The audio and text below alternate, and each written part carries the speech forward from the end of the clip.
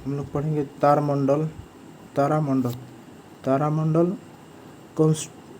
Constellation constellation पृथ्वी से देखने पर तारों की कोई समूह किसी विशेष आकृति के रूप में प्रतीत होता है। हमारे पूर्वजों ने ऐसे कई तारा समूह में कुछ आकृतियों के कल्पना की और उनके विशिष्ट नाम दिए। तारों के किसी ऐसे समूह को तारामंडल कहते हैं। इन तारामंडलों का नामकरण उनकी आकृति के आधार पर की गई है। प्रमुख तारामंडल है बृहत सप्तऋषि मंडल उर्सा मेजर, लघु सप्तऋषि उर्सा माइनर,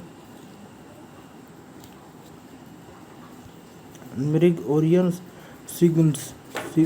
सिग्नस हाइड्रा आदि। आकाश में कुल 89 तारामंडल है। इनमें से सबसे बड़ा तारामंडल सेंट्रस है जिससे 94 तारे हैं। हाइड्रा में कम से कम 68 तारे हैं। बृहत सप्तऋषि नामक तारामंडल में बहुत से तारे हैं जिसमें 700 अधिक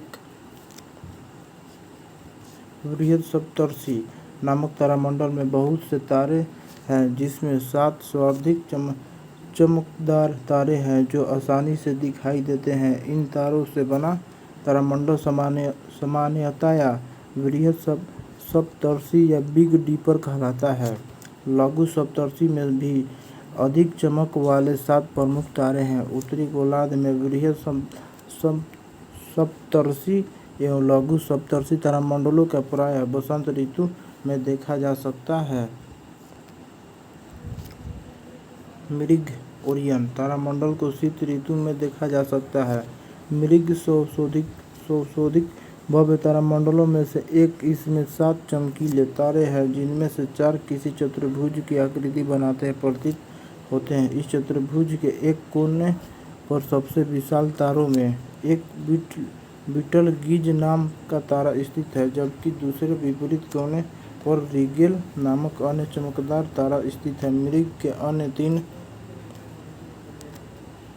प्रमुख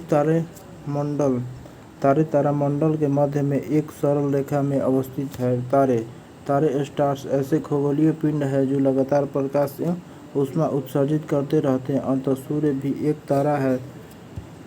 भार के अनुपात में तारों में 70% हाइड्रोजन, 28% हीलियम, 1.5% कार्बन, नाइट्रोजन एवं नियोन तथा 0.5% में लौह एवं अन्य भारी तत्व होते हैं। तारों को अनेक भौतिक अभिलक्षणों से ऐसा आकार,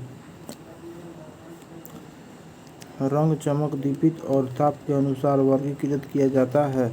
तारे 3 रंग के होते हैं। पहला होता है लाल, दूसरा सफ़ेद और तीसरा होता है नीला। और तारे का रंग पृष्ठ ताप द्वारा निर्धारित होता है। तारे जिनका पृष्ठ ताप अपेक्षाकृत निम्न होता है लाल रंग के होते हैं। उच्च पृष्ठ ताप वाले तारे सफ़ेद होते हैं, जबकि वे तारे जिनका पृष्ठ ताप अत्यधिक ऊंचा होता है रंग में नीले होते हैं। प्राकिज्मा सेंट्री यह सूर्य के बाद पृथ्वी के सबसे निकट का तारा है। पृथ्वी से इसकी दूरी 4.22 प्रकाश वर्ष का एल्फा सेंटारी पृथ्वी से 4.3 प्रकाश वर्ष की दूरी पर है। सभी तारों ध्रुव तारा को छोड़कर रात्रि में आकाश में पूर्व से पश्चिम की ओर चलते प्रतीत होते हैं, क्योंकि पृथ्वी स्वयं अपने धुरी पर पश्चिम से पूर्व की ओर घूर्णन करती है। तारे विपरीत दिशा में पूर्व से पश्चिम की ओर चलते हुए प्रतीत होते हैं। अतः आकाश में तारों की आभासी गति पृथ्वी के अपनी धुरी पर घूर्णन के कारण होती है।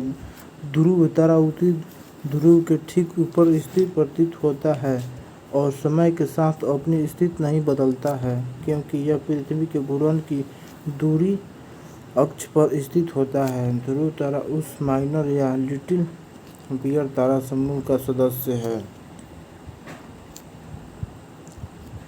आगे है तारों का जन्म एवं विकास, birth and evolution of a star.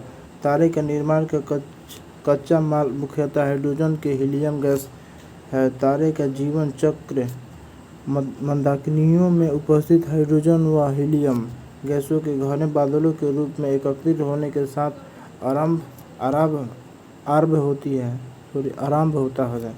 होता है।